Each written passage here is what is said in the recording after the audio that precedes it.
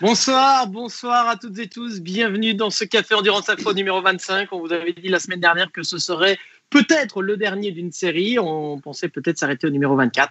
Et puis on s'est dit qu'un mardi soir sans vous, décidément, ce n'était pas tout à fait le même. Alors on vous rassure, on travaille toujours sur le projet dont on vous a parlé la semaine dernière d'ailleurs. Et pour la petite info, on ne sait jamais si ça vous intéresse ou si vous connaissez quelqu'un. On est toujours à la recherche d'ailleurs d'un partenaire titre pour englober ce projet. En attendant, merci à Franck Orchamps Miniature, premier partenaire de ces Cafés Endurance Info et qui nous soutient. Merci à Jonathan. Donc merci beaucoup. Votre émission, bien sûr, vos remarques, le débat, nous allons le mener ensemble, comme c'est le cas depuis quelques semaines maintenant, le mardi soir sur cette page Facebook Endurance Info, le tout en compagnie de mon ami, évidemment, Laurent Mercier. Bonsoir, Laurent.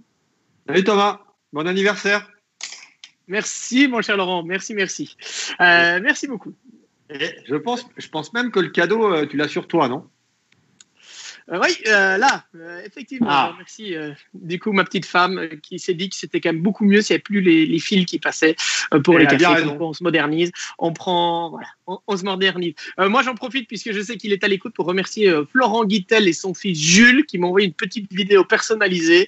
Il est adorable, Jules, qui me souhaite un bon anniversaire. Alors, je sais pas, il doit avoir 8 ou 9 ans, quelque chose comme ça, avec ses drapeaux sport auto et qui me disait bon anniversaire. Ben, ça fait plaisir aussi d'avoir des fans un peu plus jeunes qui nous suivent et qui continuent de suivre le sport auto.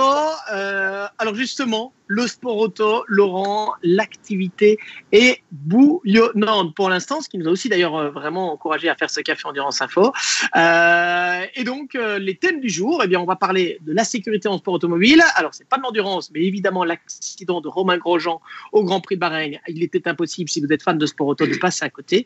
Et puis, on va parler également des programmes sportifs choisis par les constructeurs. Pourquoi, comment? C'est un peu le débat que nous allons mener avec vous, essayer de répondre à vos questions. Suite, bien sûr, à l'annonce hier d'Audi qui retourne au Dakar, qui a annoncé le projet LMDH sans l'officialiser. On en reparlera avec Laurent d'ailleurs. Et puis, bien sûr, suite à l'annonce qui est tombée cet après-midi du retrait de Volkswagen de tout programme sportif. Laurent, tu es prêt? On est prêt. Je suis prêt, je t'écoute. On est prêt? Bon, allez, allons-y alors. On va commencer, forcément, Laurent, impossible de passer sous silence l'accident de Romain Grosjean. On en avait parlé d'ailleurs lors d'un des derniers Cafés Endurance Info quand on avait parlé des éventuels pilotes Peugeot pour le programme Le Mans Hypercar. Accident effroyable. On ne va pas revenir évidemment sur tous les détails, mais se dire quand même, Laurent, Dieu que la sécurité a fait des progrès inimaginables quand on voit l'accident. Même toi qui ne suis pas la Formule 1, forcément, j'imagine que tu l'as vu. Oui, exactement. C'est peu de le dire que ça a évolué, que ça a plutôt évolué dans le bon sens. On a pu voir que tout ce qui était déjà d'une la monoplace avec le halo, ça avait forcément eu un impact positif. Parce que je pense que sinon Romain serait plus là pour en parler. Et puis tout ce qui est équipement du pilote, du casque au FHR qui tient évidemment la tête et le cou et à tout l'équipement avec la combinaison, les gants, les sous-vêtements, les bottines, tout ça, ça a évolué, ça va dans le bon sens. Il y a des nouvelles normes qui sont arrivées. On sait que les pilotes de F1 maintenant sont équipés de la tête aux pieds avec ce qu'on appelle la norme FIA 2018 et que tous les autres championnats maintenant vont être équipés petit à petit, tour à tour de cette nouvelle norme qui est faite principalement, notamment pour la combinaison, pour que ça résiste mieux au feu. Et force est de constater que dans le cas de Romain, ça a plutôt bien résisté.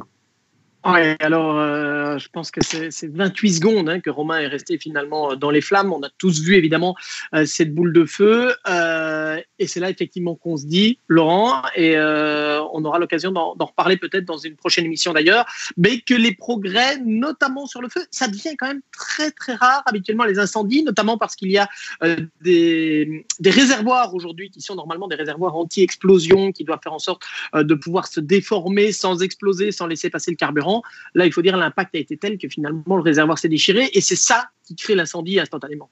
Le problème, c'est que tu peux faire toutes les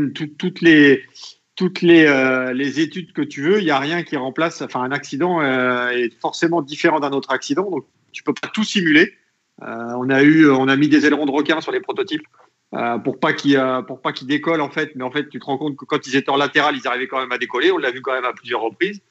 Donc tu peux pas tout avoir. Maintenant, ça a quand même été dans le bon sens. On sait qu'avant la norme pour la combinaison du pilote, il fallait que la combinaison tenait avec le feu en moyenne 11 secondes, et maintenant on arrive au minimum à 12 secondes. Alors c'est peut-être rien comme ça sur le papier, mais ça reste quelque chose quand même d'énorme, où il a fallu vraiment beaucoup que les équipementiers travaillent beaucoup avec la FIA. Et tout ça, ça va dans le bon sens. On sait qu'il y a la biométrie maintenant qui arrive aussi au niveau des gants et tout. Donc on en parle même dans la combinaison à l'avenir. La biométrie, exactement. C'est quoi en fait? C'est le fait d'avoir des capteurs dans les gants qui permettent notamment pour les équipes de secours de savoir directement quel est le rythme cardiaque, par exemple, quelle est la tension, tous des éléments qui sont importants pour pouvoir justement conditionner un blessé sans devoir le manipuler. C'est un peu ça l'idée aussi, et de le savoir déjà même à la limite pendant que la voiture, alors ici dans ce cas-ci c'était sur un premier tour, et donc il y a la voiture de sécurité, vous l'avez vu, qui suit toujours le peloton justement pour intervenir, parce qu'on sait que le premier tour est l'un des plus dangereux, mais même pour le reste, s'il devait y avoir un accident en course, le fait d'avoir la biométrie permet notamment d'avoir des infos sur le pilote qui peuvent faire toute la différence directement, parce que ça permet aux équipes de sécurité de pouvoir peut-être intervenir directement dans le bon sens. Oui, exactement. Le médecin sait tout un petit peu en temps réel, et forcément quand tu arrives sur l'accident, tu es plus à même de réagir. On sait qu'une seconde, ça compte beaucoup.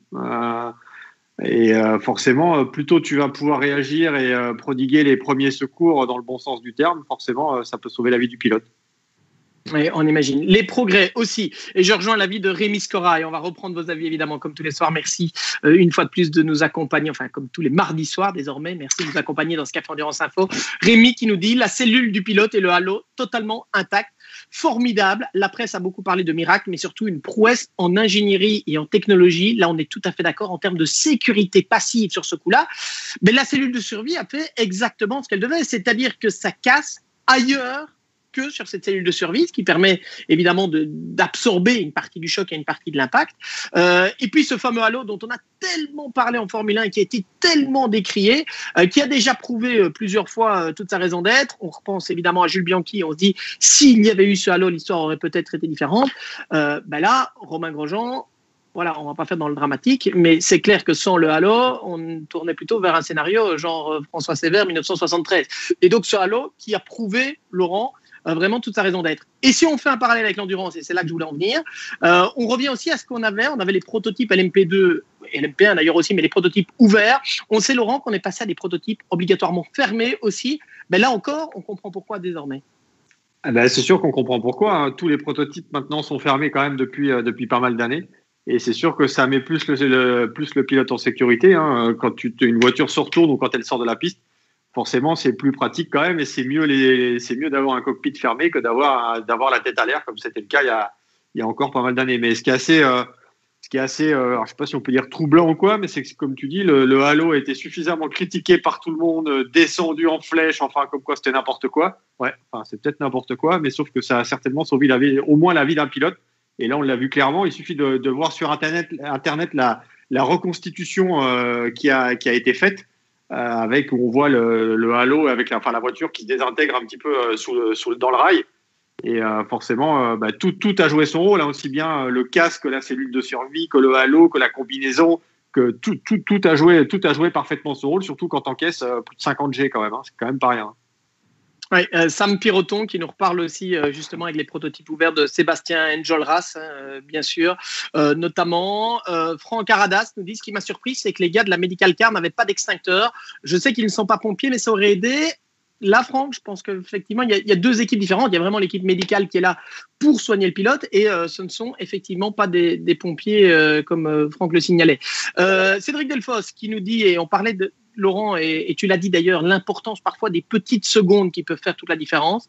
Cédric nous dit: c'est pour ça que les nombreux exercices des équipes d'extraction sont primordiaux et ultra importants. Je pense qu'en endurance, ils s'entraînent lors de chaque week-end de course sur un proto et un GT.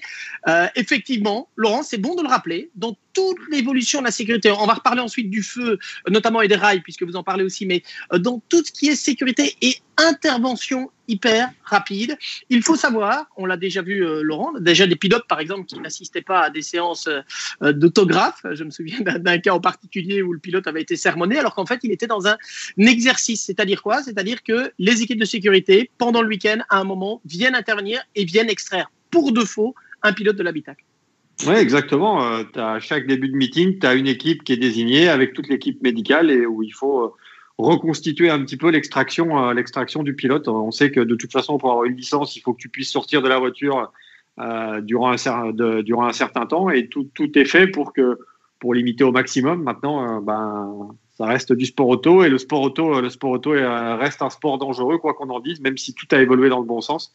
Et je pense qu'il faut vraiment souligner tous les efforts qui sont faits, aussi bien conjointement par la FIA que par les équipementiers. On sait qu'il y a un peu comme quand on a des réunions entre les constructeurs et la FIA, là, on a des réunions entre les équipementiers de sport auto et la FIA pour essayer d'améliorer justement toutes ces normes et faire que le pilote puisse avoir aussi bien une combinaison qui puisse résister au feu, qui soit aussi respirante. Et on en reparlera, parce que je pense qu'on vous proposera un sujet cet hiver, notamment avec Stand 21, l'équipementier bien connu. Et on aura Romain Morizot, et on aura aussi l'ingénieur aussi qui s'occupe de tout ce département-là, qui pourra vous expliquer, parce que je pense qu'il y a plein d'a priori. Tout le monde pense plein de choses. Il suffit d'aller visiter Stand 21 pour voir que c'est un petit peu, on peut dire que c'est un peu de l'horlogerie du sport auto, parce que tout est fait à la main. Ouais. Et franchement, c'est quand même quelque chose d'impressionnant à voir. Alors Laurent, je ne sais pas si tu étais avec moi.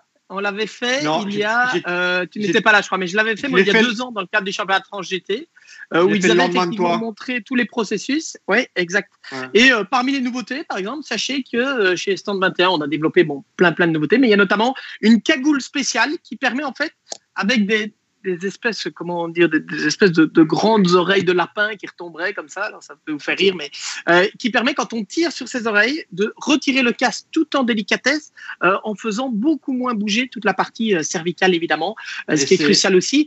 Tout ça, ce sont des évolutions permanente, Laurent, et même un accident comme celui-ci va servir évidemment à faire évoluer la sécurité, parce qu'il y a la question qui a été posée, et elle est un peu plus haut, sur les rails de sécurité, notamment sur les glissières.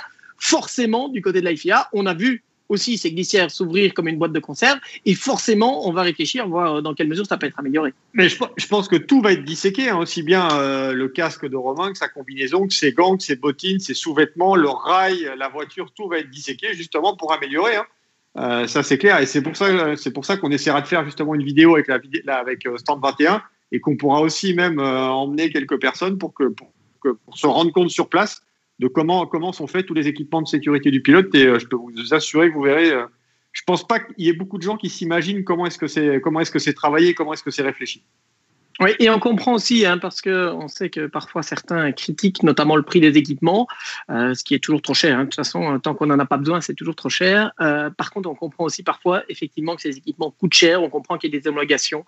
Et c'est quand il y a des accidents comme ça que ça nous le rappelle, évidemment. Alors, je reprends de nouveau vos remarques. Laurent Maillet qui dit « C'est vrai que nous ne pensions plus au feu qui arrivait souvent dans des époques très anciennes. » Mais oui, parce que là aussi, il y a eu des évolutions. On vous en parle avec notamment les fameux réservoirs qui ont beaucoup changé. Christophe Potreau qui nous rappelle que ça lui fait penser à une Panos qui avait pris feu au Dunlop quand il était commissaire. J'ai vu passer, qu'il avait dit, j'ai vu passer que Jean Todt avait dit que lui, ce qui l'inquiétait, c'était le feu. Après, je pense qu'à un moment, on ne peut pas non plus, Laurent, quand on voit le choc, le rail, la barrière du rail qui a vraiment coupé la monoplace en deux, c'était juste à l'endroit du réservoir. Oui, c'est sûr. Et c'est clair que c'est à l'endroit du réservoir, et c'est sûr que tu peux faire plein de simulations possibles. Comme je te disais tout à l'heure, à mon avis, tu n'as pas un accident qui se déroule de la même façon. Il y a plein de facteurs qui rentrent en considération. Déjà, il y avait le plein de carburant. Enfin, il y avait beaucoup quand même de choses qui faisaient que le réservoir, évidemment, était plein. Et ça va forcément servir à quelque chose et aller dans le bon sens, justement pour l'avenir et pour encore améliorer les systèmes. Je pense que le FHR aussi, que beaucoup de gens appellent le HANS, mais qu'il faut appeler un FHR, ça a aussi été dans le bon sens. D'ailleurs, tiens, FHR, si je ne me trompe pas, oui, on va réexpliquer, Laurent. Tu vas justement nous expliquer. Donc, FHR pour Front Head Retain, c'est ça c'est retenir la tête, en fait. Alors, mets-le un peu, Laurent. Je pense que c'est important parce que beaucoup ne comprennent pas l'utilisation de ce HANS, qui est donc obligatoire, qui est un système qui est sur le casque. Tu le mets là, et en fait... Les harnais de sécurité passent dessus. Vas-y, Laurent, explique. Les harnais de sécurité passent dessus, et le problème, c'est quand vous êtes comme moi, vous n'êtes pas pilote. Parce que moi, j'ai un casque et un FHR, mais je ne suis pas pilote. Mais quand tu roules avec ça, en fait, moi, je trouve ça super. Alors, c'est sécuritaire, certes, mais quand tu n'as pas l'habitude, le problème, c'est que tu ne peux pas trop bouger la tête pour tourner la tête et tout. Ça a été gênant au début. Il y a des pilotes qui n'en voulaient pas. Ou qui n'aimaient pas, en tout cas. Oui, qui n'aimaient pas. Donc, je pense que c'est une habitude à avoir. Mais par contre. On montre bien, Laurent. Donc, on voit en fait que ce système est donc accroché. Voilà. Qui est accroché au casque. et qui empêche évidemment la tête et le cou évidemment de bouger. Alors il faut éviter aussi de dire. Ça empêche le cou du lapin.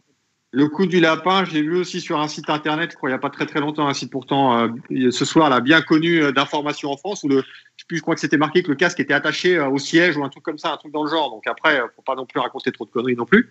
Mais il est attaché au siège parce qu'il est attaché sous le harnais. Oui, mais sous le harnais. Mais je veux dire, c'est pas le casque, enfin c'est pas le FHR qui est attaché au siège. Ok, on soit bien d'accord. Hein. On est bien d'accord. Donc voilà, si vous n'aviez jamais vu, ce que l'on appelle et à quoi ça sert en tout cas, et ça permet effectivement d'éviter cette tête qui part brusquement en avant et qui peut évidemment occasionner notamment le coup du lapin. Clairement, ça fait partie des systèmes modernes qui ont un coût. Mais dont l'utilité aujourd'hui n'est plus à démontrer. D'ailleurs, Maximilien Cadieux qui nous rappelle aussi que les proto-fermés ont prouvé leur efficacité sur le plan de la sécurité dès leur première année en 2011 en LMP1 avec l'accident d'Alan McNish. On se souvient notamment juste après le Nalo, à descendre vers l'est de la forêt. Je remercie Olivier Bérou d'ailleurs de Stand 21 qui nous écoute. Un ounce pour la F1, c'est 315 grammes. D'accord. Oui, évidemment, plus c'est léger parce que sinon, plus c'est lourd. Le problème des casques, enfin, pas le problème, le principe des casques actuels aussi, c'est qu'ils sont de plus en plus légers parce que si votre tête doit bouger, plus il y a de poids qui est embarqué avec votre tête, plus votre corps, votre cou doit retenir. Donc on travaille là-dessus effectivement. Alors Philippe Van Ehrenberg qui nous dit Grosjean avait critiqué le halo à l'époque. Je pense que c'est vrai, mais je pense qu'il a fait machine arrière depuis en disant. Mais il l'a dit, et il l'a dit. Hein. Il l'a reconnu, il l'a dit. Clairement. Alors, par rapport à certains qui nous ont dit, on va couper court tout de suite, qui ont dit oui, Romain Grosjean, l'accident, c'est de sa faute, etc. On va pas polémiquer sur la question. C'est vrai que c'est lui qui traverse la piste. Je pense que Daniil Kvyat est dans son angle mort, en l'occurrence. Et quand vous êtes à plus de 200 km/h au volant d'une monoplace, il a vu le trou à droite, il n'a pas vu l'AlphaTauri qui était derrière lui. Donc voilà, c'est un accident, un racing incident, comme on dit. C'est sûr que ce n'est pas de la faute de Daniil Kvyat qui était sur sa ligne. Mais voilà. Alors, Yves Clausson qui nous dit, et là on vient peut-être à un des points qui m'intéresse le plus dans le débat ce soir, Laurent. Yves nous dit, comme quoi, malgré la sécurité, il faut avoir des... Voilà, pour piloter et s'élancer à de haute vitesse. L'accident n'est jamais à exclure. Alors Laurent, je vais peut-être choquer dans ce que je vais dire, mais finalement... Surtout quand ça se termine bien, et on veut toujours que ça se termine bien. Laurent, on était ensemble, on en a parlé dans un autre café le jour où il y a eu l'accident d'Antoine Hubert, que j'ai très très bien connu à son époque karting, que j'avais vu éclore en karting, que j'avais un peu suivi, et tu sais comment que j'avais été fort touché par cet incident. Par contre, quand il y a ce genre d'incident, on peut se dire, est-ce que finalement, c'est pas... Le risque fait partie du sport auto. Si on le retire, c'est peut-être la différence aussi entre la réalité et la simulation. Si on retire ce côté risque, est-ce que finalement on n'a pas reparlé plus de sport auto? Est-ce que ça, paradoxalement, ça ne va pas attirer presque le public pour regarder? J'espère que je ne vais pas être mal compris là-dedans, mais ce côté risque, c'est ce qui nous fait rêver chez les pilotes, non? C'est ce qui fait rêver, c'est ce qui fait rêver chez les pilotes. Ça rejoint un petit peu le sujet du café qu'on a fait la semaine dernière sur les idoles. Tu vois, tu as des pilotes qui prennent beaucoup plus de risques. Tu as des pilotes qui prennent beaucoup plus de risques et qui seront certainement vus plus comme des idoles que d'autres. Maintenant, le problème, c'est qu'on l'a vu encore en ce moment, notamment la semaine dernière avec le décès de Diego Maradona. Le problème, c'est que tu as beaucoup d'idoles maintenant qui deviennent idoles parce qu'elles sont mortes. Et tu as aussi des idoles. Maradona, c'était aussi une idole de son vivant. Enfin, tu vois, et je pense que, je veux dire, moi j'en ai déjà parlé dans cette émission. Je veux dire, tout le monde a tiré à boulet rouge sur Romain Grosjean. Putain, mais tu peux pas rester 10 ans en F1 si t'es pas capable de rouler dans une F1. Je veux dire, c'est un truc qui est hallucinant. Et déjà, est-ce qu'il a déjà eu vraiment la voiture pour gagner? Après, c'est un autre sujet, un autre débat. Mais maintenant, tous ces pilotes-là prennent des risques. Tous ces pilotes-là, je veux dire, n'importe quel bédouin est pas capable de piloter une F1, de conduire une F1 peut-être. Parce qu'on peut faire un stage de F1. Maintenant, entre conduire et piloter, à mon avis, il y a quand même une marge. Et je pense que la marge, elle est quand même assez haute. Ouais, on est d'accord. Alors, vous êtes nombreux. Tout d'abord, on a Johan Lenouy qui nous dit 53G pour Grosjean. Alan Simonson, nous parlions de 14G, il me semble. Je ne m'en souviens pas. Après, tout dépend évidemment aussi de comment. Sam Piroton qui nous parle du centre d'exercice d'extraction sur le circuit de Spa-Francorchamps, qui est dans l'ancienne salle de presse d'ailleurs, entre l'épingle de la source et donc dans la descente au-dessus des anciens stands, des stands d'endurance, qui est effectivement une salle où des équipes peuvent venir du monde entier pour s'entraîner à extraire sur des châssis qui ont été mis à disposition notamment par pas mal de constructeurs. On a des châssis GT, on a des monoplaces avec halo, des monoplaces sans halo notamment. On salue Christian Wallen d'ailleurs, qui avait notamment été à la base de ce centre d'extraction avec le RACB, le Royal Automobile Club de Belgique, et le circuit de Spa-Francorchamps. Et donc, effectivement, il y a là aussi la formation des commissaires, comme le rappelle aussi Fabrice Carbonnier d'ailleurs, qui dit la formation des commissaires est hyper importante. N'oublions pas, ce sont des volontaires, des bénévoles, effectivement. Encore merci à nos anges gardiens au bord des pistes. Ça aussi, Laurent, on peut le rappeler finalement, et on en a parlé, c'est sûr. Philippe Van Ehrenberg nous dit le pilote de la Medical Car est maintenant connu, effectivement, puisque c'était en l'occurrence Alan Van der Meer. Il y avait le docteur Ryan Roberts également. Ça a mis aussi en lumière les équipes de sécurité qui sont là au cas où. C'est sûr, et les commissaires. Surtout qu'en plus, là, la voiture de sécurité est quand même rapidement intervenue et tout a été fait, tout ce qu'il fallait faire a été fait. Donc, c'est sûr que ça va plutôt dans le bon sens. Mais mon avis, c'est pas forcément un exercice facile, je pense. Tant qu'il n'y a pas de problème, tu sais, c'est comme tout. Tant qu'il n'y a pas de problème, tout va bien. Par contre, le jour où il y a un problème, il y a intérêt de savoir intervenir en temps réel. Alors, on a Manu Rodriguez qui nous dit hello les loulous, peut-être pourrait-on développer un extincteur qui se déclenche en cas de choc avec une température qui monte et qui asperge le pilote dans la cellule. Est-ce que c'est pas quelque chose qui existe déjà partiellement, ça, Laurent? Ouais, je pense que tu peux. Il y a des extincteurs intégrés dans les voitures, non? Ouais, mais je suis pas sûr qu'ils se déclenchent automatiquement. Enfin, ils se déclenchent automatiquement, mais je suis pas persuadé. En cas de choc, oui. Mais je ne sais pas sous quelle forme réellement est-ce qu'il se déclenche. Oui, non, je ne sais pas non plus, j'avoue. C'est un point que l'on devrait un peu creuser peut-être. Rémi Scora qui nous dit NASCAR, WRC, la sécurité des voitures fermées a vraiment progressé aussi. Quand on voit la violence de certains accidents, plus beaucoup de bobos pour les pilotes, les équipages. Maintenant, comment avoir ce niveau de sécurité dans les catégories inférieures? Rémi, est-ce que... Laurent, pardon. Rémi qui nous parle des catégories inférieures. Est-ce qu'on doit estimer qu'il y a moins de sécurité dans les catégories inférieures? Il y a déjà moins d'argent aussi pour évidemment tout ce qui est équipement. Donc je pense aussi que quand tu fais les petites catégories, forcément chaque euro compte. Et tant qu'il t'est rien arrivé, que tu n'as pas eu de problème, peut-être que tu vas rechigner un peu avec le casque. Enfin, moi, je trouve déjà encore toujours un peu étonnant que tout le monde ne roule pas avec un casque intégral. Donc, certaines catégories, évidemment, les catégories de pointe, c'est obligatoire, mais toutes les catégories, tous les pilotes n'ont pas un casque intégral. Et ce qui est incroyable. C'est comme moi qu'un casque, même si le casque il est sécurisé, tu sais comme moi qu'un casque intégral te protège quand même plus la tête, tu vois, le visage, tout, qu'un casque qui n'est pas intégral en cas de choc. C'est comme si tu roules avec, je sais pas, tu fais de la course où tu as 15 bagues, enfin 10 bagues, une à chaque doigt, une grosse montre et tout. Mais si tu passes dans le feu, là, ça se passe comment, là? Effectivement, ça reste la question est là aussi. Tom Potty, je rebondis sur les commentaires, Laurent. Tom Potty qui nous dit, hormis dans le cas où des commissaires sont juste derrière, le fait que le rail se soit ouvert est une bonne chose car cela a permis la décélération soit en 2 phases et donc moins brutalement. Évidemment, le halo dans ce cas-là doit être nécessaire et 100% fiable. Bon, je pense que c'est quand même mieux si le rail ne s'ouvre pas.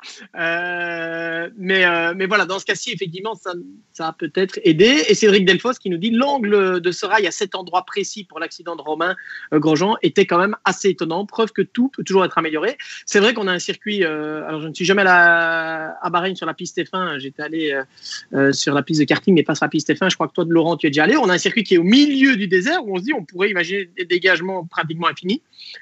Et c'est vrai que ce rail-là, on l'avait pas pu venir. On l'avait pas vu venir quelque part. On n'a pas vu venir, mais on n'a pas vu le danger. C'est ça que je veux dire. On n'a pas vu le danger, mais comme il y a plein de choses que tu peux pas voir à part si le jour où ça arrive. Je veux dire, tu peux pas tout prévoir en sport auto. Déjà, déjà, on n'arrive pas à prévoir des pronostics. Alors, si en plus, on peut tout prévoir. Bon, tant que je perds au pronostic, c'est beaucoup, beaucoup moins grave que ce genre d'incident, en tout cas. Philippe Van Nerenberg qui nous dit on n'a jamais autant parlé de F1 ces derniers jours que ces derniers jours, dit-il. C'est vrai, hein, ça participe. Voilà, on ne retirera pas l'idée que ça participe à ce qui nous fait rêver dans ce sport aussi, clairement. Alors vous êtes très très nombreux de nouveau ce soir, décidément ça va trop vite, je vais bientôt avoir besoin d'un assistant ou d'une assistante pour lire tous les commentaires tellement ça va vite. Adrien nous dit la sortie de piste, le moment excitant d'une course en tant que spectateur. Ben oui, parce qu'il ce qui nous plaît c'est de les voir jouer avec le fil, et quand le fil se rompt d'une certaine manière on peut le comprendre effectivement. Frédéric Houssard qui nous reparle du système FHR ou du système HANS qui nous vient des États-Unis et qui était obligatoire dès 2000 en Indy, nous dit-il. Là, j'avoue que l'historique complet du FHR, je ne le connais pas. Je ne sais pas toi, Laurent. Alors, le risque dans un événement médiatisé est un facteur, nous dit Kevin Pex. Comme quand on regarde les base jumpers ou les Russes qui grimpent les gratte-ciel. Voilà, le côté risque, c'est ce qui nous fait rêver, évidemment. Et alors, on a Patrick Morisseau qui nous dit les G sont enregistrés en F1 dans les écouteurs. Okay. Tu le savais, ça, Laurent? Non, pas du tout. J'imagine les écouteurs, donc il y a quelque chose qui calcule effectivement le choc. Alors, on a Maximilien Cadieux. Ça va très très vite pour les commentaires, désolé. Thomas Laurent, cet hiver, essayez de trouver le livre Les cultures du volant de Mathieu Flonneau. Il consacre tout un chapitre sur l'histoire des pilotes en sport automobile et le lien quasi indissociable entre le pilote et les risques encourus, jusqu'à les élever au rang de héros de la course. Ça apporte une très belle réponse à cet aspect du risque qui nous fascine. Thomas, effectivement, on est d'accord, c'est cet aspect du risque évidemment. Alors on ne va pas revenir évidemment sur les commentaires et sur ceux qui critiquent Romain Grosjean. Je pense que vous êtes plus ou moins tous d'accord pour dire que ce sont des pilotes qui restent des pilotes d'exception, et comme l'a dit Romain Grosjean lui-même, et comme il faut le répéter, on ne reste pas 10 ans en F1 si on est vraiment mauvais, ce qui ne veut pas dire qu'il n'a pas commis d'erreurs, qu'il n'y a pas eu des maladresses parfois, mais on serait tous incapables de faire évidemment ce qu'ils font, on est bien d'accord. Alors, il y a des extincteurs, Théo Pourchère va vous le confirmer, nous dit Gaël. Ce qui me semblait effectivement, hein, je pense qu'il y a des extincteurs qui peuvent se déclencher, notamment des habitacles. Après, le feu a été tellement vif cette fois-ci que ben voilà, je pense que même un extincteur n'était pas suffisant, et on peut encore effectivement s'estimer très heureux que Romain ait pu sortir tout seul de la voiture. Maxime Flamand qui nous demande est-ce que le pilote monoplace ou GT est préparé à l'éventualité de subir un tel accident? Comment peut-on le préparer physiquement et psychologiquement à cette éventualité? Au passage, merci d'avoir répondu à cette demande pour les cafés, nous dit-il. Laurent, est-ce que les pilotes se préparent véritablement pour cet accident? Est-ce qu'on peut le dire? Est-ce que ce n'est pas aussi leur forme physique générale qui leur permet, et qui dans ce cas-ci par exemple a permis à Romain Grosjean de s'extraire aussi vite de la voiture? Ah, mais je pense que tu mets n'importe quel pilote de canapé à la place de la voiture avec le même choc, je suis pas sûr qu'ils sortent. Hein. Ils sont quand même, enfin tu vois, c'est quand même des êtres humains qui sont au-dessus, enfin c'est des sportifs de haut niveau de toute façon. Hein. Tu vois, qui ont un entraînement physique, ils font aussi beaucoup de simulateurs aussi. Mais pas un simulateur avec une PlayStation. Beaucoup de simulateurs, en fait, où tu encaisses quand même beaucoup, où tu as quand même des entraînements physiques, tu as quand même des entraînements, tu vois, tu as un régime, il y a tout ce qui va avec. Enfin, moi, je peux reprendre l'exemple, si tu veux, de quelqu'un que je connais bien quand même, qui est Guillaume Moreau, quand il a eu son accident en 2012 au Mans. Je pense que le fait qu'il soit entraîné physiquement et qu'il a un moral d'acier, je pense que c'est ce qui l'a sauvé. Tu vois, je veux dire, moi, je suis allé le voir 4 jours après. On a des corps non, mais, qui, en étant musclés notamment, résistent mieux aux impacts. Exactement, musclés. Et puis tu as aussi, je pense que tu as aussi le mental. Je veux dire, il venait de subir 2 jours avant une intervention chirurgicale qui a duré plusieurs heures. Il ne savait même pas s'il allait pouvoir remarcher ou quoi. Et 5 jours après, tu vas le voir à l'hôpital, il est dans un fauteuil roulant en train de faire la course avec le grand-père d'à côté. Tu vois, et après avoir quasiment perdu la vie. Une semaine après avoir quasiment perdu la vie. Et je pense que tu n'es peut-être pas préparé, mais je pense que tu as déjà t'as un corps qui permet de l'encaisser. Et puis tu as aussi un mental d'acier, un mental de gagnant. Tu vois, où tu t'apitoies pas sur ton sort, où la première chose que tu dis, putain, quand est-ce que je remonte dans une voiture? Regarde Romain, la première chose qu'il veut faire, c'est rouler à Abu Dhabi, pour terminer l'histoire, en fait. Tu vois, il vient de prendre un pet comme il en prendra, j'espère pour lui, jamais dans sa vie. Et tout ce qui l'intéresse, c'est hey, moi, je vais rouler à Abu Dhabi, les gars.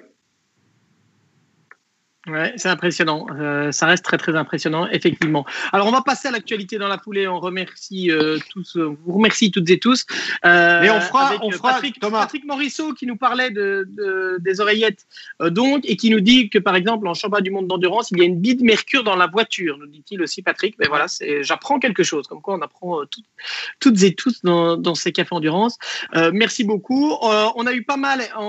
Donc, la réflexion sur les rails, on a eu pas mal de questions aussi sur le Safer Wall, notamment utilisé en NASCAR. On a parlé aussi de ces systèmes français Tech Pro qu'on peut mettre devant le rail et qui se déforment en absorbant le choc. Tout ça, ce sont des technologies qui sont déjà partiellement présentes en sport automobile, qui sont analysées.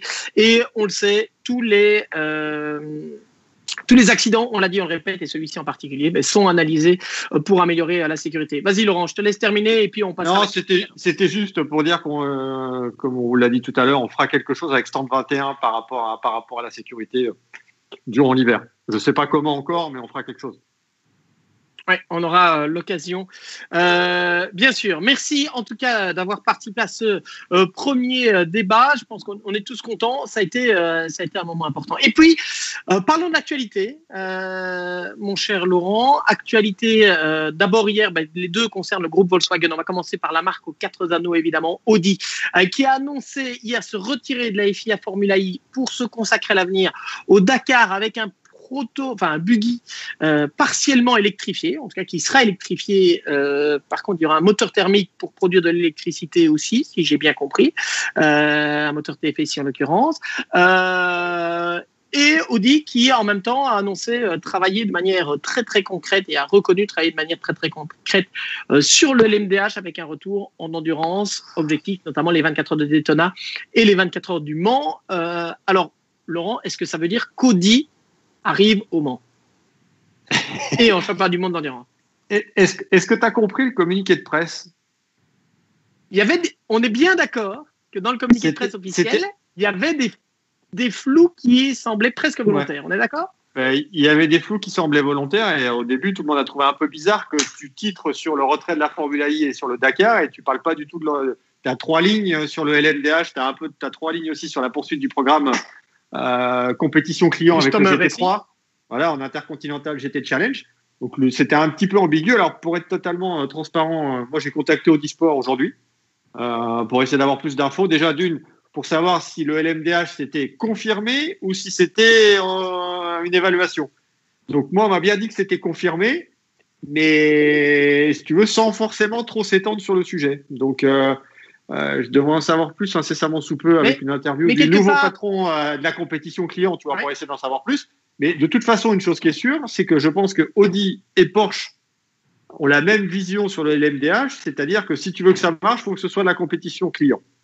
Okay. C'est ce que j'allais dire. Est-ce que les deux ne sont pas liés, Laurent? Est-ce qu'on n'est pas justement dans un système où Audi a confirmé son implication en Customer Racing, ce qui veut dire aujourd'hui le GT3, le GT4, le TCR notamment, et quelque part, est-ce que le LMDH ne va pas rentrer presque totalement, et c'est un débat qu'on a déjà eu, dans cela?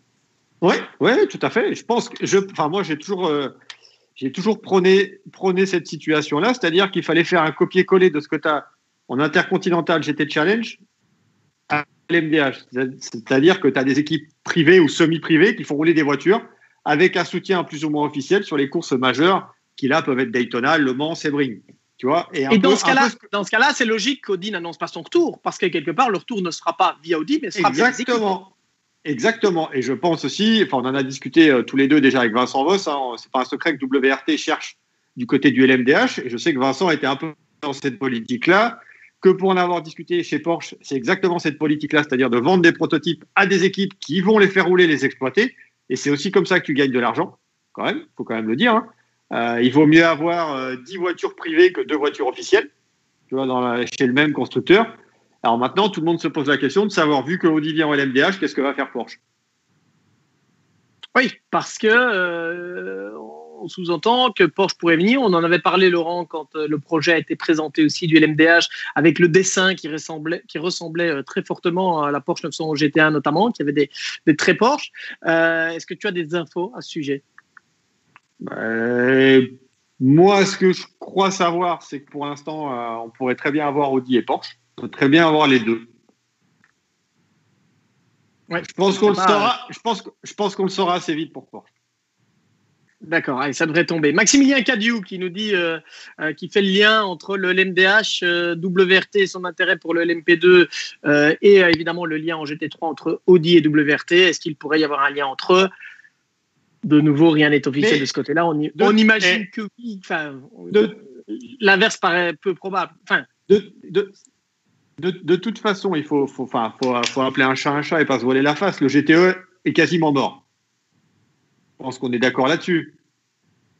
Même si Porsche vient de vendre 10 nouvelles 911 RSR, le GTE, je veux dire, je ne suis pas persuadé qu'il y ait de nouvelles voitures qui arrivent. Si Aston Martin arrête le programme en GTE Pro ou cherche à le faire faire par des équipes privées, qui va développer après une nouvelle voiture en GTE qui coûte un bras, puis en fait, t'en as quoi? T'en as 10 ou 15 qui roulent dans le monde.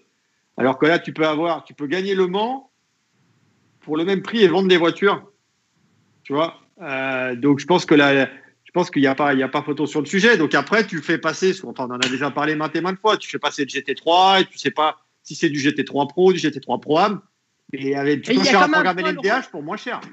Oui, il y a quand même un point qui pose question, enfin qui moi m'interpelle par rapport à cela, c'est de se dire, est-ce que l'on peut réellement imaginer des équipes privées représentant des constructeurs et qui viennent affronter un constructeur officiellement présent comme Toyota avec le LMH? Comment est-ce que l'on va faire pour qu'il y ait un équilibre? Il y a une BOP. Ah, la balance de performance. Enfin, mais il y a une BOP. Bon, ça, c'est mon avis perso. Le seul problème, c'est que Toyota, pendant tout un moment, était le seul à développer une Le Mans Hypercar. Donc, tu ne vas pas dire à Toyota, maintenant qu'il a développé une voiture, vous mettez votre Hypercar de côté, vous faites du LMDH. Tu as Peugeot qui veut aussi faire du LMH. Maintenant, il faut réfléchir. Du Le Mans Hypercar, même si la catégorie complète, ça s'appelle Le Mans Hypercar aussi. Hein.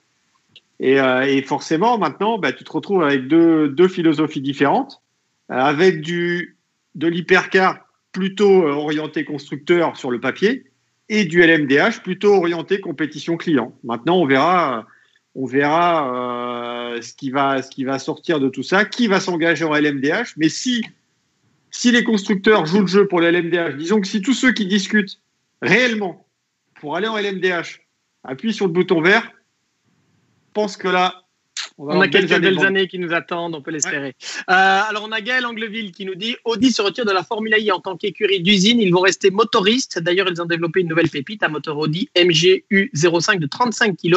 Audi va continuer à fournir les écuries en Formule I. » Je serais moins catégorique, Gaël, sur le point de ce que j'ai compris en tout cas dans le communiqué en disant que ça pourrait continuer. Ils n'ont pas dit qu'ils allaient le faire. Aujourd'hui, il est clair qu'ils ont une écurie comme Virgin, par exemple, qui achète ce que l'on appelle non pas seulement le moteur, mais toute la chaîne de traction qui est fabriquée par Audi, effectivement. Et donc, on a une écurie cliente, en l'occurrence, qui roule aussi avec des Audi. Et comme on sait que les châssis sont parfaitement identiques en Formule 1, en fait, une Virgin est la même qu'une Audi officielle, si ce n'est la décoration. Alors, est-ce qu'Audi va réellement continuer après à être motoriste ? La question est posée, oui, ça pourrait. Maintenant, il est clair aussi qu'on va continuer certainement en Formule 1 à développer les chaînes de traction et que si on n'a pas un constructeur qui est actif derrière, notamment en recherche et développement, je doute que chez Audi, on le fasse en prenant le risque de ne plus être performant si l'évolution va trop vite. Mais vas-y, Laurent. Tu peux aller plus loin. C'est quoi l'avenir de la Formule 1 ? Ça, c'est un autre point. Parce que c'est monté très, très vite. Le défi maintenant pour la Formule 1, ça va être de rester avec autant de constructeurs.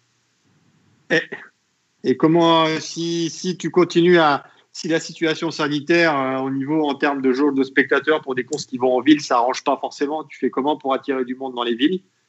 Est-ce que les villes vont toujours accepter des compétitions automobiles aussi ?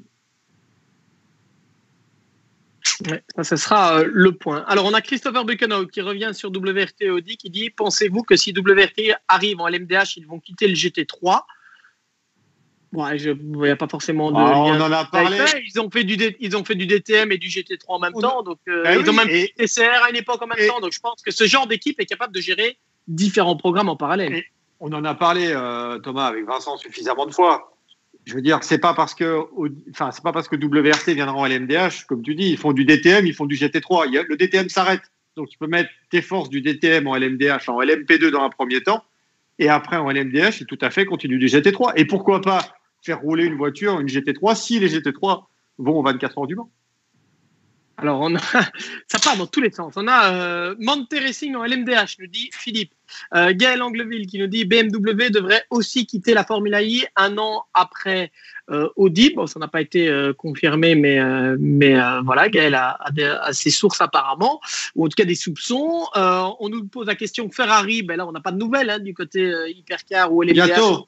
Bientôt. Officialisé bientôt. Tu as confiance, Laurent? Bientôt. Enzo Blin nous dit « J'étais assez étonné de lire la semaine dernière que Phoenix Racing s'éloignerait d'Audi. » Alors, est-ce que c'est vrai tout d'abord et est-ce qu'on a un avis là-dessus?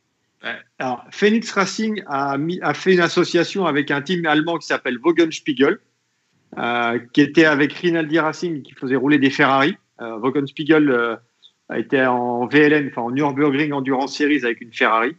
Et le patron du team Wagenspiegel, qui est un patron d'un groupe de presse qui s'appelle George Weiss, qui a aussi une LMP3, et donc ces deux voitures étaient engagées avec Rinaldi Racing en soutien technique, et Wagenspiegel et Phoenix Racing se sont associés pour le programme GT3 et pour le programme LMP3, et donc Phoenix Racing va aussi s'occuper du GT3 et du P3. Oui, mais avec quelle marque? Avec la Ferrari et avec une, je crois que c'est une Ducane D08.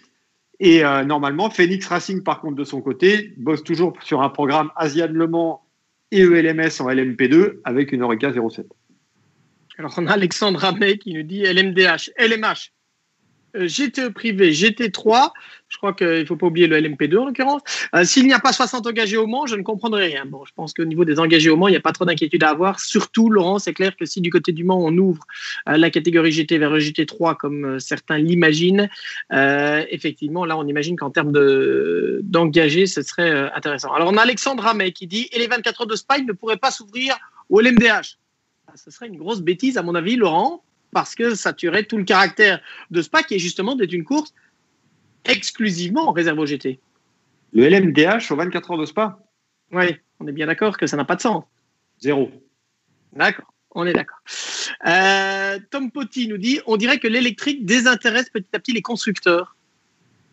Est-ce que l'on peut dire ça, ou est-ce qu'on peut se dire que les constructeurs doivent se démarquer et que finalement, il y a tellement de constructeurs aujourd'hui en Formule I que quelque part, un programme comme celui d'Audi qui va aller faire de l'électrique ailleurs sur un terrain qui est présenté comme l'un des plus durs au monde, le désert, en l'occurrence en Arabie Saoudite, si ça continue pour le Dakar, est-ce que le but ne va pas être de se démarquer à un moment?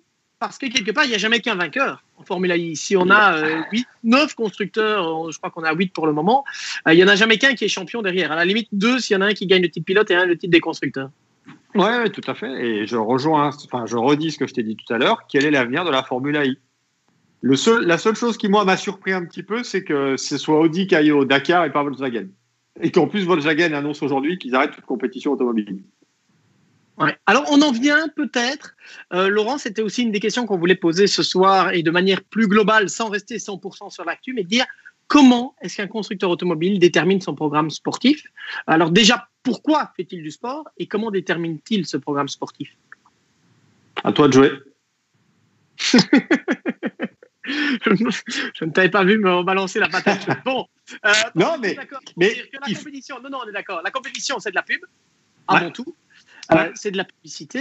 Et après, le choix d'un championnat plutôt qu'un autre, il y a deux choix. Si on fait de la pub, il faut ce qu'on appelle en marketing le ROI, le Return on Investment, donc le retour sur l'investissement. Donc, si vous dépensez 100 € en publicité, vous espérez avoir plus de valeur que 100 € en termes de retour, pas seulement en termes d'achat, mais vraiment la valorisation du retour. Vous savez par exemple qu'une photo dans un quotidien, selon le quotidien, selon le tirage du quotidien, c'est estimé à une certaine valeur.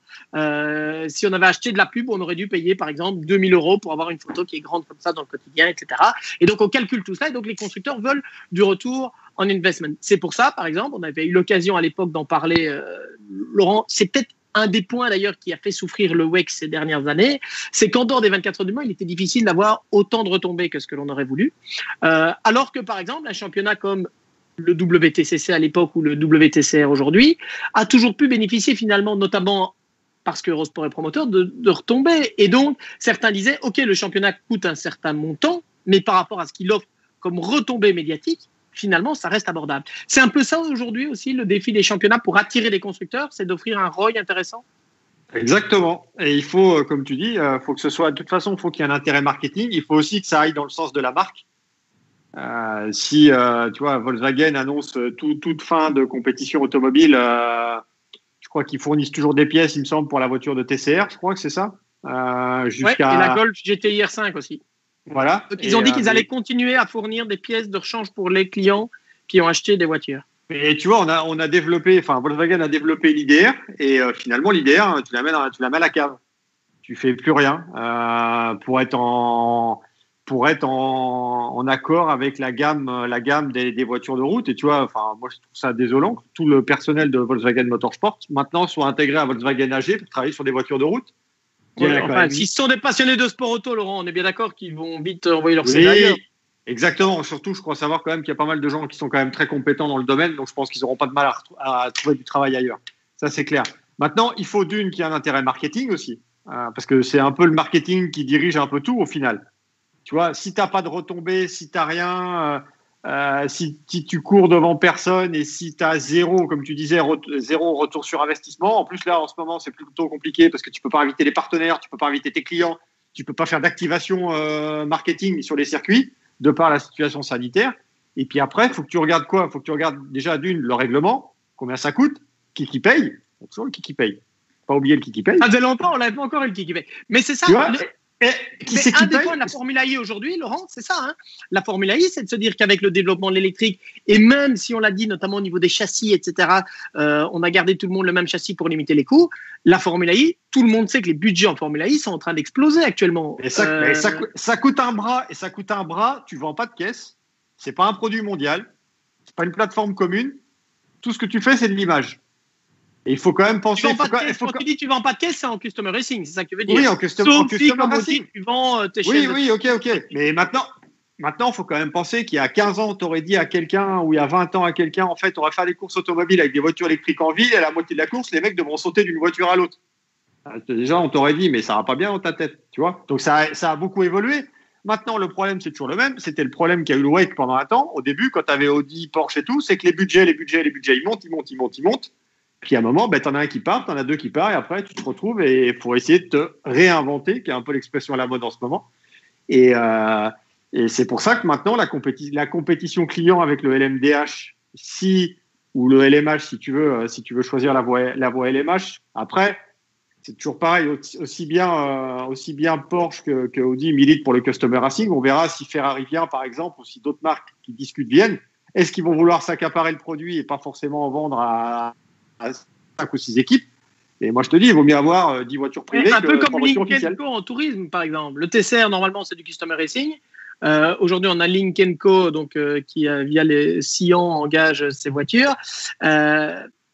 On n'a pas vu beaucoup de Link & Co privé jusque maintenant. Et donc, le customer racing a été détourné. C'est ça que tu veux dire? Ouais, déjà, tu n'en as même pas sur les routes. Déjà. En Chine, non? Oui, mais pas je veux dire, en Europe, tu n'en as pas sur les routes, tu vois. Oui. Alors, Maxime Flamand qui nous dit Volkswagen, sans aucun préjugé, est-elle une marque assez prestigieuse pour récupérer un retour sur investissement, même en gagnant, contrairement à des constructeurs de prestige comme Porsche, Ferrari? Alors là, Maxime, j'ai envie de dire oui, justement. Audi, en 1980, quand ils ont débarqué, il y a 40 ans exactement, sur la scène des rallyes avec l'Audi Quattro, Audi, c'était la marque, c'était la voiture du papy, c'était la voiture de vieux, c'était une voiture qui n'avait pas d'image, c'était une marque qui avait très très peu d'image, notamment. Je pense qu'on peut prendre le cas de Citroën plus récemment avec l'épopée, notamment en rallye, grâce à le rallye Red tout d'abord, et puis le rallye, entre autres avec Sébastien Loeb, bien sûr. Tout ça a participé à construire l'image de la marque. Et c'est peut-être justement, on peut même se poser la question dans l'autre sens, Laurent, est-ce qu'une marque comme Volkswagen aujourd'hui peut se permettre de ne pas faire du tout de sport automobile? L'avenir nous le dira. L'avantage de Volkswagen, c'est qu'il y a plusieurs marques dans le groupe, avec des synergies un petit peu séparées. Tu vois, si tu vas chez Lamborghini, on fait quand même beaucoup de GT3, et pour l'instant, chez Lamborghini, on n'a pas l'intention d'aller ailleurs. Je veux dire, il n'y a pas pour le moment aujourd'hui de projet pour, par exemple, du LMDH. Forcément, tu discutes, mais ça fait que discuter. Et pour le moment, il n'y a pas de réflexion engagée sur le sujet. Donc après, est-ce que le sport auto, est-ce que toutes les marques ont un avenir en sport auto? Je veux dire, maintenant, tu as quand même de moins en moins de gens. Faut appeler un chat, faut pas se voiler la face. C'est plus l'automobile des années 80. Il faut plus rouler, tu peux plus aller en ville, tu peux pas rouler vite. Si tu roules à plus de 10 km/h au-dessus de la limite, c'est limite si t'es pas considéré comme un criminel. Ça consomme, ça pollue, tu peux plus te stationner, tout est payant. Maintenant, on va te faire payer. Mon auto, ma liberté, qui était le slogan des années 60, c'est plus tout à fait comme ça aujourd'hui. C'est quelque chose qui est terminé. Maintenant, tu as de moins en moins de jeunes qui passent le permis. Tu as l'autopartage qui se fait beaucoup. Tu peux louer des voitures facilement. Et maintenant, la plupart des gens, t'achètes une voiture pour aller d'un point A à un point B, peu importe la voiture. Alors que je sais pas, même nous, notre génération, le truc qui me faisait kiffer, c'était d'avoir une voiture qui aille vite. Ouais. Maintenant, il y a combien de jeunes? On a des voitures, le développement des voitures, Laurent, pour ne rien cacher en l'occurrence, je suis en train de tester une voiture électrique qui est justement une Volkswagen, que j'ai eu à l'essai pendant une semaine. C'est facile. C'est très facile à conduire. Après, c'est sûr que ce sont des voitures avec plein d'aides à la conduite. Il y a du lane assist, il y a le contrôle adaptatif. Est-ce que ça te fait triper? Mais est-ce que ça te fait triper toi ou est-ce que ça fait plus triper ta femme? Je ne me permets pas de parler de ce qui fait triper ma femme, déjà. Non, mais... mais non, plus sérieusement. Enfin, tu vois ce que je veux dire? Toi qui es passionné de voiture et de sport auto, est-ce que toi, tu trouves le même intérêt que ta femme à rouler dans une voiture électrique ou elle va peut-être te dire « Ouais, c'est génial ». Mais est-ce que toi qui as la fibre sport auto, tu ne vas pas te dire… Mais je vais répondre à ta question. En fait, ça dépend de ce que je dois faire. Si je dois aller d'un point A à un point B simplement parce que je dois me déplacer, à la limite, une voiture autonome, ça m'aide, qui est là, qui a le lane assist, qui m'oblige à ne pas trop me fatiguer, qui contrôle un peu si je suis un peu distrait. Par contre, c'est vrai qu'en termes de plaisir de conduite, si c'est pour une conduite plus sportive, voilà, c'est différent. Même si, en l'occurrence, cette voiture-là fait plus de 200 chevaux, que c'est une voiture qui est vraiment… J'ai été étonné, Laurent, sincèrement, et je suis étonné parce que la voiture est plus agréable à conduire que ce que je pensais. Ça tient mieux la route que ce que je pensais. Toutes les batteries sont dans le plancher, donc on a un centre de gravité très très bas notamment. Enfin, ça m'a surpris. Par contre, effectivement, ça fait pas le même effet qu'une GTI. Ça, on est bien d'accord. Restons sur l'électrique justement et sur Volkswagen en l'occurrence, puisque Gaël Angleville nous dit: j'ai l'impression qu'après le Dieselgate, Volkswagen a renversé la table, tout abandonné pour se focaliser sur l'électrique et sa gamme ID. Ça, on est bien d'accord. Je pense que le Dieselgate, quelque part chez Volkswagen, on a voulu peut-être laver plus blanc que blanc. Volkswagen, premier groupe mondial, quasi ex aequo avec Toyota. Il n'expose plus la firme leader, mais les marques sœurs du groupe, Audi, Skoda, Seat, Lamborghini, Ducati, Bentley, Cupra. Qu'est-ce que tu en penses? Alors, on a Enzo qui me dit: ils ont filé la Volkswagen IDR à Thomas pour qu'il aille faire ses courses. On a un autre avis. Bon, je ne sais pas ce qu'on peut dire, ce qu'on peut répondre à Gaël. On n'a pas la réponse évidemment à cette question. Est-ce que la volonté du groupe Volkswagen est de mettre les autres marques en compétition et plus sa marque phare du groupe Volkswagen? Je ne sais pas. Alexandre Hamel nous dit en tout cas: Volkswagen, pour le grand public, ce sont les tricheurs de diesel, donc ils doivent se racheter une image de société verte et vertueuse. J'imagine effectivement que ça peut intervenir dans les différents choix qui sont faits aujourd'hui. Toi, t'achèterais une voiture électrique là, par les temps qui courent ou pas? Non. Toi, perso? Non, sincèrement, aujourd'hui non. D'abord parce que j'habite à la campagne et que je n'ai toujours pas trouvé une borne électrique pour recharger en dehors d'un courant traditionnel. J'ai toujours pas trouvé de borne de recharge rapide. Parce que je fais trop de déplacements et que je suis limité par l'autonomie. Après, voilà, il y a aujourd'hui, on va pas parler de toute l'automobile, mais il y a des plugins hybrides qui permettent de rouler une 50aine de kilomètres, par exemple, sur l'électricité. Celui qui habite en ville, tout dépend de l'usage qu'on en fait. Je pense qu'une voiture électrique dans le milieu urbain ou périurbain, quand vous allez travailler et qu'il y a une cinquantaine de kilomètres à faire, une centaine de kilomètres à faire, ça peut être intéressant. C'est sûr que si vous allez plus loin, vous êtes vite limité en termes d'autonomie, bien sûr. Alors, on a Maximilien Cadieux qui dit: non, je ne peux pas concevoir une voiture pour aller d'un point A à un point B. Il me faut un truc quand je conduis ma voiture mince, nous dit-il. Oui, ça, c'est le débat. Je suis assez d'accord avec Maximilien, hein, on est bien d'accord. Hein, voilà, je ne suis pas un fan des voitures assistées parce que forcément, j'aime aussi la conduite. Mais il faut quand même se rendre compte aujourd'hui, Laurent, tu l'as dit, il y a de moins en moins de jeunes qui passent leur permis de conduire. Et on est aujourd'hui dans une société où l'automobile est devenue presque uniquement un moyen de transport et peut-être plus ce moyen de plaisir de conduite, en tout cas, qu'on connaissait auparavant. C'est aussi pour ça que tu as beaucoup de gens aussi qui se tournent vers les voitures plus anciennes, hein, même pas forcément des voitures qui coûtent beaucoup d'argent. Il suffit que tu ailles chez ton marchand de journaux, alors je ne sais pas comment c'est en Belgique, et tu vas en France chez ton marchand de journaux, la voiture, ça n'intéresse plus personne, soi-disant, et tu as gavé de titres réservés à l'automobile, avec des concepts un peu différents. Hein. La voiture de collection, les Youngtimers, les voitures des années 80-90, c'est un succès fou. Ça coûte pas encore très très cher et ça te rappelle, c'est des voitures pour nostalgiques. Tu vois, c'est des voitures qui te rappellent ton enfance, ton adolescence, et des voitures que tu as forcément, je sais pas, qui t'ont marqué à un moment de ton époque. Et je pense que tu vas certainement plus regarder une voiture un peu Youngtimer qu'une voiture électrique. On est d'accord. Non, d'accord. Oui, parce que tu vois, je vais te prendre. Parce qu'on aime l'automobile. C'est pas vrai pour un jeune de 20 ans aujourd'hui. Il y a des jeunes aujourd'hui qui la marque de référence, c'est Tesla, Laurent. Aujourd'hui, il y a des jeunes qui disent, moi, je rêve d'avoir une Tesla. Je vais te prendre. C'était inenvisageable. Ouais, vas-y. Je vais te prendre l'exemple. Pas plus tard qu'hier, j'étais à l'Est chez Romain Dumas. Tu vois, pour aller visiter son atelier, faire un baptême dans son 4x4 là, qui part pour le Dakar. Et tu vois, dans son atelier, il y a une BM M3 E30. Ça te parle, une BM M3 E30? Ah, ça, c'est sûr. J'ai failli utiliser un mauvais mot, je vais juste dire ça me fait kiffer pour prendre un mot de jeune. J'allais dire un autre mot, mais c'était moins impoli. Non, mais tu peux dire que ça me fait bander, il n'y a pas de problème, hein, on est entre nous. Mais non, mais on est entre nous, c'est bon. À un moment, on va appeler un chat un chat. Non, mais. C'est clair, oui. Une BMW M3 E30, ça me parle. T'as vu une BM M3 E30 et un peu plus loin, t'avais une 205 GTI, mais ne serait-ce que même une 205 GTI. Quand tu vois maintenant les voitures, c'est pas de bruit, c'est. En plus, tu as l'impression que sur certaines voitures électriques, c'est le concours de la voiture la plus moche, ou même certaines voitures hybrides. Et là, tu as quand même des voitures en fait qui te rappellent quelque chose. Et c'est aussi pour ça, je pense que tu as toujours autant de titres de voitures chez les marchands de journaux. Parce qu'il y a quand même une certaine passion pour l'automobile. Oui, tu peux plus rouler, mais maintenant, tu as combien de concentrations de Youngtimers tous les dimanches sur la place du village? Et je parle en connaissance de cause, parce que c'est le cas chez moi. Où tu peux avoir une 205 GTI, une Clio Williams, une Dauphine, une 2 chevaux, une 4 chevaux, une 4L. Et à un moment, qui aurait cru qu'on irait exposer une 4L sur la place du village? Tu vois ce que je veux dire?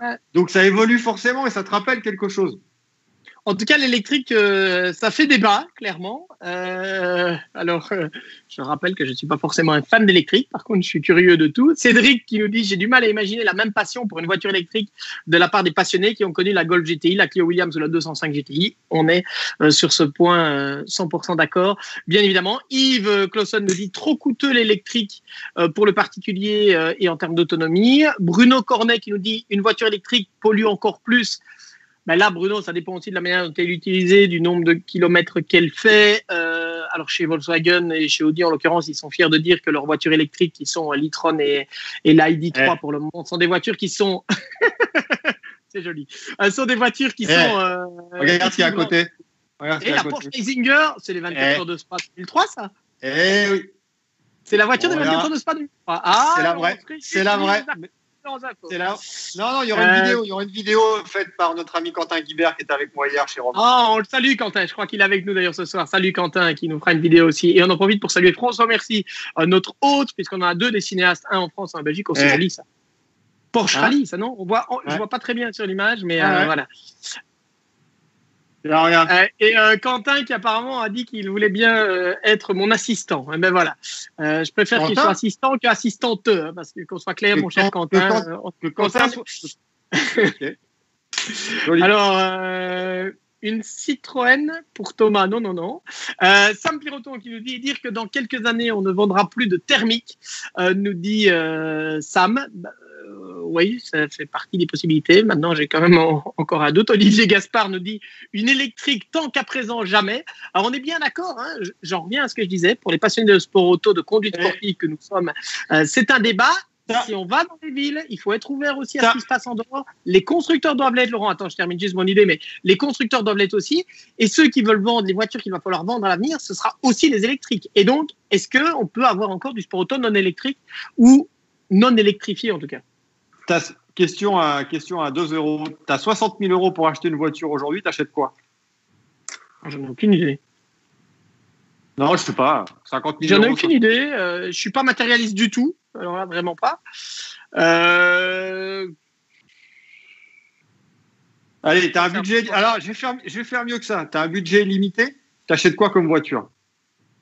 Est-ce que tu achètes un truc qui fait 500 chevaux? Est-ce que tu achètes un truc familial qui va vite? Est-ce que tu achètes, je sais pas, une Audi RS6 parce que c'est break et ça va vite? Est-ce que tu achètes une Tesla? Pourquoi pas? Ou est-ce que tu achètes une 4L fourgonnette? T'as de ces questions, toi, mardi soir. Non, mais je sais pas. Est-ce que tu achètes quelque chose qui va vite? Est-ce que tu achètes quelque chose qui va vite? Est-ce que tu achètes quelque chose qui est pratique? Est-ce que tu achètes quelque chose qui est pratique, qui va vite? Est-ce que tu achètes quelque chose qui est électrique? Je vais acheter à coup sûr une voiture qui va me faire plaisir et qui va vite, en tout cas, qui peut se montrer performante. Malheureusement, on sait qu'on peut pas rouler comme on veut. Oui, une Audi RS6, ça me parle, c'est sûr. Une Porsche 911, ça me parle. Donc oui, c'est une bonne question. Alors si c'est limité, j'en achète peut-être 2. J'achète une Audi RS6 pour la famille et une Porsche quand je suis tout seul, je sais pas. Enfin voilà. Et toi, mon cher Laurent, je te retourne la question. Écoute, c'est une bonne question. Si tu veux aller dans les Young Timers, moi j'achète un truc, ça s'appelle c'est une Renault, donc c'est très français. Renault 5. Ouais, j'achète une R5 Turbo 1. Donc déjà ça c'est fait. Ouais. Et je pense que pour faire un petit truc tranquille, j'achète une Alpine. Ah oui, c'est beau choix aussi, très beau choix aussi, effectivement. Pas mal. En tout cas, je te remercie d'avoir posé la question. Je ne me l'étais pas posée. Je vais réfléchir longuement jusqu'à la semaine prochaine. Rémi Scora qui nous dit on utilise des véhicules électriques en autopartage pour l'usage professionnel et honnêtement, pour parcourir l'agglomération de Lille, on n'a pas besoin d'une voiture plaisir de conduire. Je rejoins Thomas, merci Rémi, sur tout dépend l'usage qu'on en a. Voilà, moi je pense que c'est ça aujourd'hui le défi de l'automobile, c'est quel usage on va en faire et comment on va l'utiliser évidemment. Alors, on nous reparlait du marketing. Brice Olivier, notamment, qui nous parlait de l'expérience d'un excès de marketing avec Nissan et son projet LMP1 2015, hein, si je me souviens bien. Donc, est-ce que ça a pu nuire à l'image de la marque auprès du grand public? Ton avis, Laurent?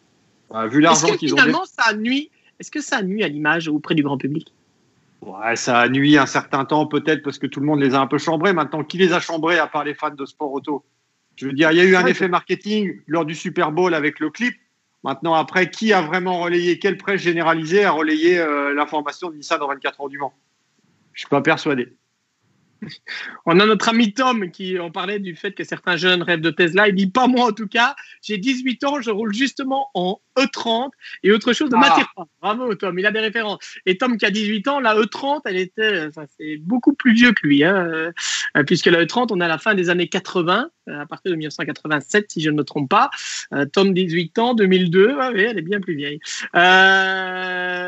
Fantastique. Bon, vous avez tous votre avis évidemment par rapport à l'électrique, au Young Timer. Ben voilà, on en vient même à parler d'automobile de manière générale avec vous dans nos Cafés Endurance Info.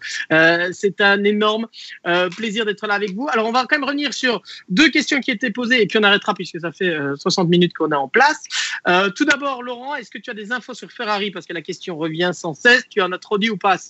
Mais non, mais j'ai juste dit qu'on allait le savoir rapidement. J'ai juste dit qu'on allait le savoir assez rapidement. Moralité, connectez-vous tous les jours sur Endurance Info.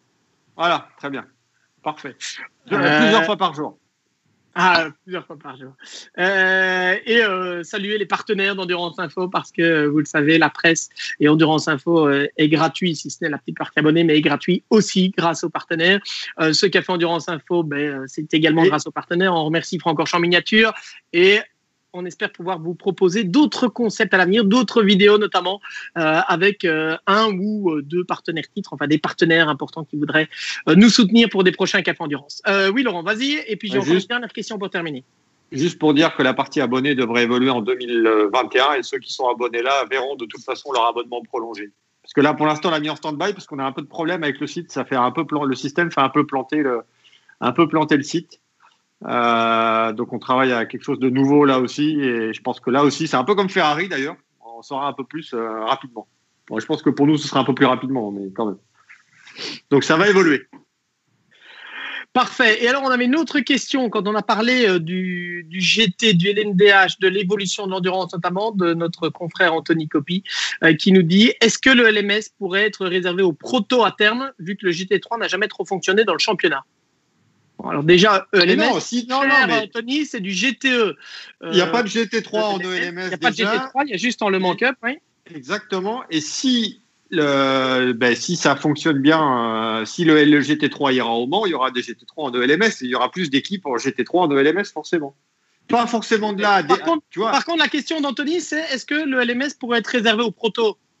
Non. C'est pas l'idée d'un championnat comme ça, on est d'accord. Et non, et puis tu as des invitations à gagner pour les 24 heures du Mans, de toute façon, même en GT. Et l'idée de toute façon de la CO, ça a toujours été de combiner GT et proto. Alors après, dans le meilleur des mondes, si tu veux, si tu as 40 protos qui sont en piste entre les LMDH et les LMP2, même si le LMDH c'est pour le WEC pour l'instant, c'est pas pour le LMS. Mais si ça fonctionne, puis il y a les LMP3 aussi, et si ça fonctionne très bien, pourquoi pas. Mais bon, on n'en est pas encore là.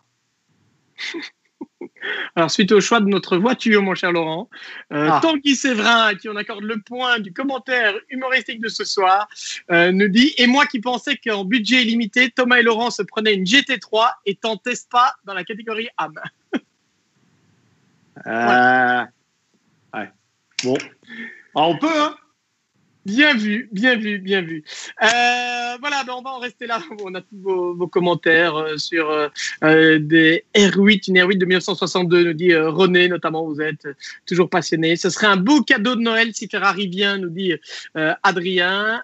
Bruno Cornet nous dit Endurance Info, c'est le meilleur site d'information. Vivement recevoir mes masques. On nous avait d'ailleurs demandé s'il y avait des masques inifugés anti-feu pour Endurance Info. Ouais. Calme. Olivier Gaspard, on parlait par rapport à l'ELMS et au GT3 notamment. L'IMSA se tourne vers du GTD Pro et Pro-Am. Ouais.